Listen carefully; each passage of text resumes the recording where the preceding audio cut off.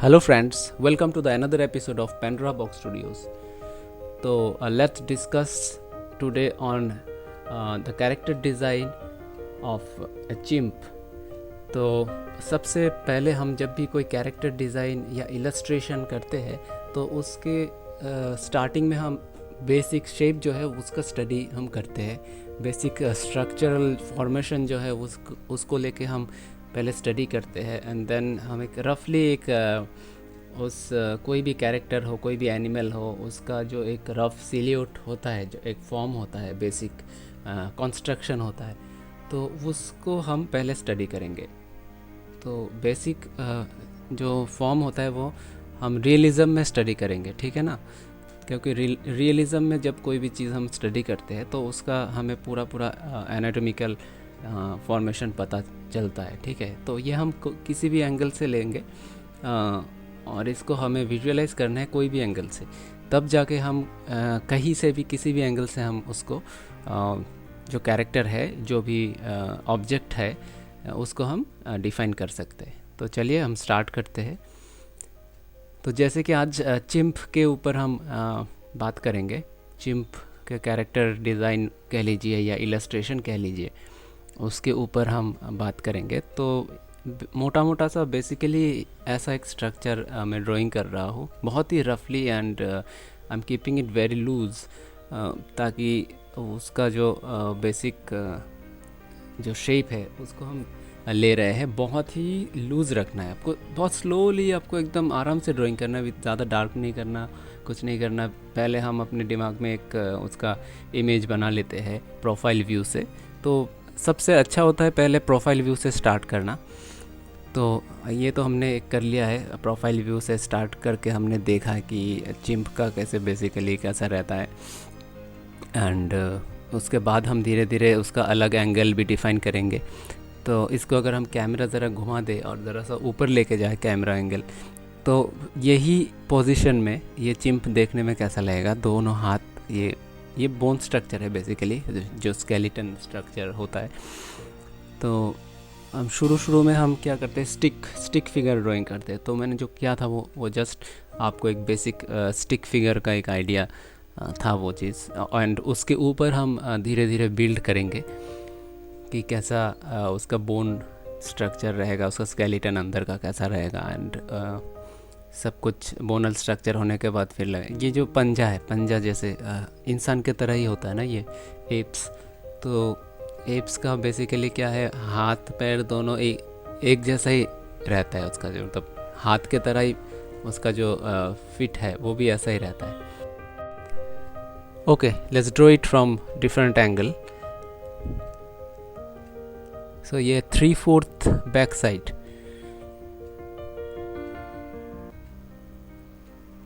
तो इसमें जो लेग का प्रोपोर्शन है कंपैरेटिवली हाथ से छोटा होता है। नॉर्मली ह्यूमन में जो है ना, ह्यूमन में क्या है, लेग हमारा लंबे होते हैं as compare to our hand, but इसमें गोरिल्ला या चिंप में ऐसा नहीं है। चिंप में क्या है, गोरिल्ला चिंप में हाथ बहुत लंबे लंबे होते हैं, और हाथ हमारे ह्यूमन जैसे हमारा जैसे हाथ है, फॉर्मेशन है, इज़ मोर लाइक ह्यूमन। सो ऐसा ही रहता है। And tricep muscle, bicep muscle, ये सब मतलब ह्यूमन के तरह ही रहता है सब कुछ, उंगलियाँ। तो ऐसे करके हम इसको सेम, देखिए सेम ही स्ट्रक्चर है, बट हम इसको अगर दूसरे एंगल से 3/4 बैक से करेंगे तो ऐसा रहेगा। तो हमें कोई भी कैरेक्टर हो ना, उसको हमें इतने अच्छी तरीके से मतलब हमें अपने जहन में उतारना है कि हम किसी भी एंगल से उसको ड्रॉ कर पाए, है ना। मोटा मोटा कोई भी एंगल से चलेगा, बहुत ही ज़्यादा टफ एंगल ना भी हो तो भी हम ड्रॉ कर पाए, ऐसा हमारा स्टडी होना चाहिए। एंड हेड स्ट्रक्चर बेसिकली कैसा होना चाहिए, इसके ऊपर पहले बात कर लेते हैं। एक हेड ऐसा, मतलब एक हल्का सा, हमें अगर देखा था तो एक नोज़ रहता है एंड एक ज़रा सा उभरा हुआ सा रहता है, ये जो माथे के सामने साइड से अगर देखेंगे तो ऐसा रहेगा। तो लास्ट वीडियो में मुझे कुछ कमेंट मिला था अच्छे, एंड तो किसी ने बताया था कमेंट में कि इलस्ट्रेशन के ऊपर बात करनी चाहिए, तो मैंने उसमें रिप्लाई भी किया था और अभी इस वीडियो में मैं बताऊंगा भी इलस्ट्रेशन के ऊपर कुछ बातें। तो बेसिकली जैसे मैं ये ड्राइंग कर रहा हूँ ना, ये इलस्ट्रेशन में भी सेम ड्राइंग ही लागू है एंड पेंटिंग में भी सेम ड्राइंग लागू होता है। आप कोई भी फील्ड में रहो, आपको चाहे आप इलस्ट्रेशन करो, ग्राफिक डिज़ाइन करो एंड एनिमेशन करो, या फिर आप कॉन्सेप्ट आर्ट करो, कुछ भी करो, आपको जो बेसिक फॉर्मेशन है ना उसको लेके आपको बहुत ही क्लियर आइडिया रहना चाहिए अपने आप में। मतलब अगर मैं मान लीजिए अभी ये स्टडी कर रहा हूँ, तो बेसिकली मैं क्या करूँगा, पहले एक इसका जो थंबनेल है, हाँ वो थंबनेल मेरे माइंड में बहुत ही क्लियर होना चाहिए कि कैसा रहेगा। तो सपोज़ मैं इसका थंबनेल बनाऊँगा तो बेसिकली ऐसा रहेगा, ये देखिए कि ये हाथ आगे जा रहा है और पीछे जा रहा है एक टांग, और ये पैदल पैदल आगे, it's forwarding means walking towards this direction, ठीक है ना।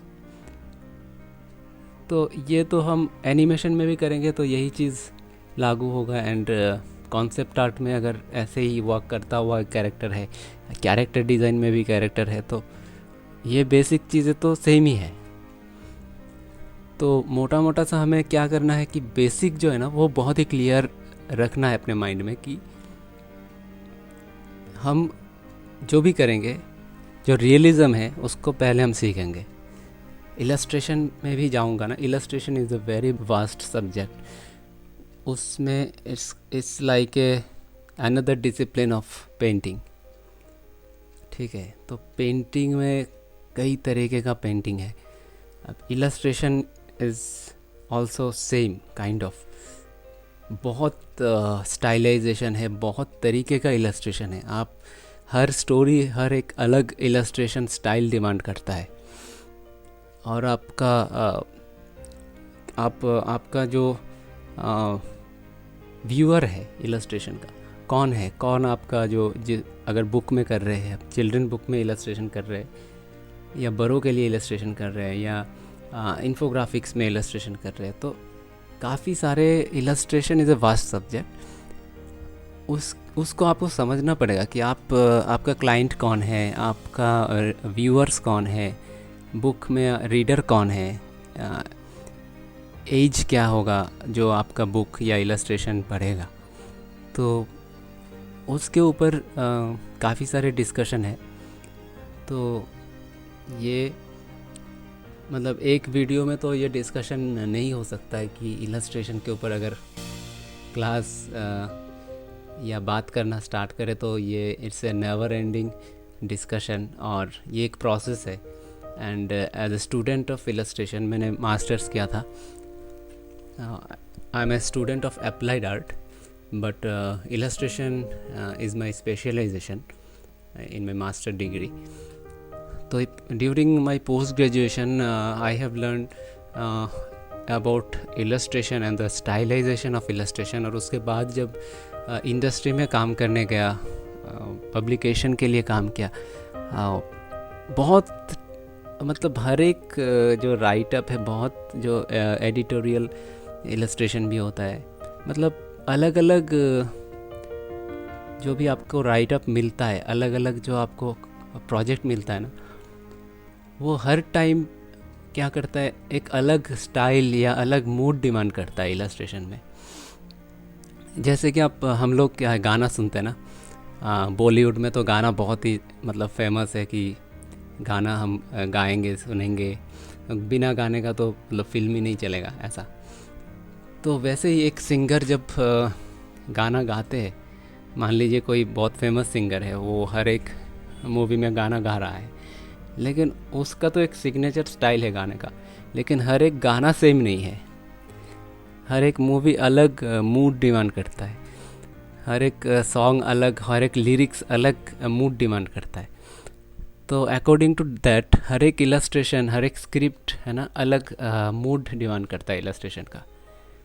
तो ये बेसिकली आपका कोई, बहुत लोग कहते हैं कि स्टाइल जो है स्टाइलाइजेशन है, आपका एक सिग्नेचर स्टाइल होना चाहिए आपको। आपका जो पहचान है आपकी ड्राइंग से, वो पता मैं अपना स्टाइल कैसे डेवलप करूँ। पहले मैं भी ऐसा ही सोचता था, बट जितना करता गया तो ये ज़रूरी नहीं है कि आपके पास एक स्टाइल होना ही चाहिए। स्टाइल आपको ढूंढना नहीं है, आप सिर्फ प्रैक्टिस करते जाइए एंड वो स्टाइल जो है ना, स्टाइल आपके पास खुद आएगा। ठीक है, आपको ढूंढने की ज़रूरत नहीं है। And someday you will have that signature. आप किसी भी स्टाइल में भी काम करेंगे ना, तो उसके अंदर आपका सिग्नेचर छुपा रहेगा एंड पीपल विल अंडरस्टैंड कि हाँ भाई, ये उस बंदे का ही काम है, क्योंकि वो ऐसा ही काम करता है। It's a kind of singer का जो गले का टेक्सचर होता है, it's like Arijit Singh. Suppose अगर कोई गाना गाता है तो हमें पता होता है कि अरिजीत सिंह ने ही गाना गाया है। अब अरिजीत सिंह तो बहुत सारे गाने ही गाते हैं, लेकिन हमें पता है कि वही उसका वॉइस है, उसका टेक्सचर वही है, तो हम इजीली पहचानते हैं ना। It's kind of the same thing कि आप जब काम करेंगे ना, आपका काम में एक अलग ही वो करते ना, एक आपका काम का एक स्टाइल डेवलप होता है। एंड आप फिर उसको किसी भी एंगल में करें, किसी भी एज ग्रुप के लिए करें, इलस्ट्रेशन करें आप, या फिर आप कॉन्सेप्ट आर्ट करें, लेकिन आपका जो एक स्टाइलाइजेशन है उसका झलक दर्शकों को मिलेगा। ठीक है ना। तो इट्स काइंड ऑफ पेंटिंग, और इतना कम समय में मैं शायद समझा नहीं पाया आपको। अगर आपको फिर भी मतलब मैंने जितना मुझे समझ है इस चीज़ को, इतना कम टाइम में मैंने कोशिश किया है बोलने के लिए। और इसके ऊपर बहुत बात हो सकता है, मतलब मैं पूरा दिन भर बात कर सकता हूँ, बट ज़रा लंबा भी हो जाएगा, तो let's keep it simple. So illustration जानने से पहले एंड कैरेक्टर डिज़ाइन, ये सब कॉन्सेप्ट आर्टिस्ट बनने से पहले सबसे ज़रूरी है कि हम बेसिकली जो रियलिज़म है उसको स्टडी करें। आप रियलिज़म स्टडी कर लो पहले, जो चीज़ जैसा है उसको देखो, जो चीज़ जैसा है उसको वैसे ही ड्राइंग करने की कोशिश करो, then you can stylise the things. ठीक है, तो यही था मोटा मोटा। अभी देखिए जैसे कि गोरिल्ला था, मैं बात करते करते ये भी बताता हूँ। तो उसको अब एक्सप्रेशन देना है, जो भी करना है, तो जो मैं पहले जो ड्राइंग किया था वो मेरा पूरा उसको रेंडर किया, ये क्या वो बहुत कुछ किया उसमें। एक्चुअली क्या है, स्टडी किया, पूरा muscle study, bone structure study, कहाँ पे वेट है। आप if you can go back, आप पीछे जाके देख सकते हो उसको कि मैंने कैसे उसका स्टडी किया, मसल एक एक जगह पे स्टडी किया जहाँ पे घूम रहा है। वैसे ड्राइंग के टाइम पे भी आप देखना कि एक रिदम है उसमें। तो ये सारे चीज़ जो rhythm, balance and weight, mass, volume, depth कैसे लाएंगे, ये सारा चीज़ बहुत ज़रूरी है इलस्ट्रेशन में। और at the same time character design में सब सारे कुछ में ये सब लागू होता है। तो आपको ये नहीं समझना है कि इलस्ट्रेशन बहुत इजी है, या ये तो ऐसा है तो मैं जल्दी से कर दूंगा।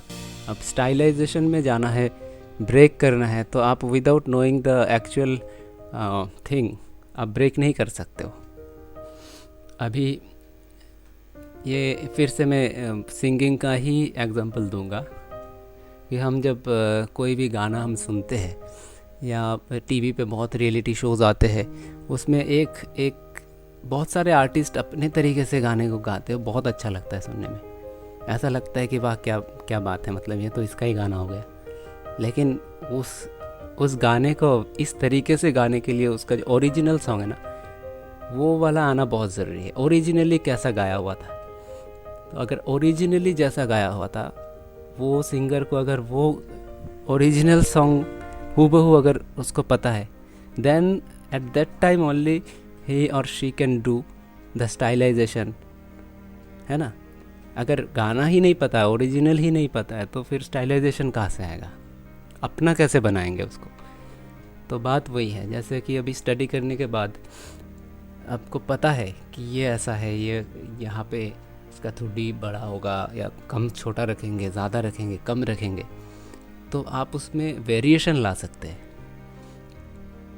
सपोज़ ये वाला मैं ड्राइंग कर रहा हूँ तो इसमें मैं वेरिएशन ला रहा हूँ अपने हिसाब से, क्योंकि मैंने पहले ये गोरिल्ला का ड्राइंग बहुत बार स्टडी किया हुआ है। ये तो मैंने आपको ऐसे दिखाया एक बार स्टडी करके कैसे स्टडी करना चाहिए। But if you want to really want to do the illustrations and all, आपको बहुत रियलिज़म स्टडी करना है, आपको बहुत ज़्यादा से ज़्यादा स्केच करना है और रेगुलर स्केच करना है, ऐसा नहीं कि करके छोड़ दिया। तो यही था इलस्ट्रेशंस के ऊपर कुछ बातें। और भी बातें कर सकते हैं लेकिन बहुत लंबा हो जाएगा, तो आज के लिए इतना ही कि जो चीज़ आप चाहे इलस्ट्रेशंस कर लो, आप पेंटिंग कर लो, आप ड्राइंग कर लो, कॉन्सेप्ट आर्ट कर लो, कुछ भी कर लो, आपको रियलिज़म पे फोकस करना ही है। रियलिज़म अगर आपको पता है, आप सब कुछ कर लोगे, ठीक है ना। एंड स्टाइल को मत ढूंढिए, स्टाइल खुद आपके पास आ जाएगा करते करते। तो बहुत ज़्यादा प्रैक्टिस कीजिए, keep practising, keep drawing. All the best friends, मिलते हैं नेक्स्ट वीडियो में।